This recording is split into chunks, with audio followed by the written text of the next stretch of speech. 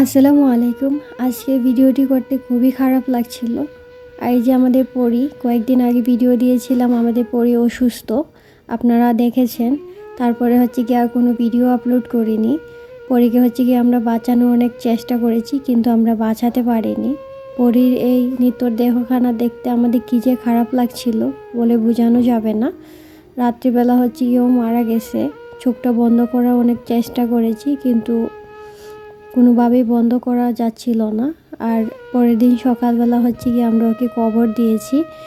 আর এই কবরটা দিতে গিয়ে আমাদের বুকটা ফেটে যাচ্ছিল। একটা ছোট্ট একটা প্রাণীকে নিজের কাছে রাখা একদম নিজের বাচ্চার মতো, আর ওই জিনিসটা যখন মারা যায় তখন কী খারাপ লাগে বলে বোঝানো সম্ভব না। এই জন্য বেশ কয়েকদিন আমি ভিডিও দিইনি। আর এদিকে হচ্ছে গিয়ে বনু সব কিছু ঠিকঠাক করে দিচ্ছিল, হচ্ছে গিয়ে কান্না করে দিয়েছিল। বেসিক্যালি ও নিয়ে আসছিল পরীকে, আর পরী আমার কাছে থাকতো।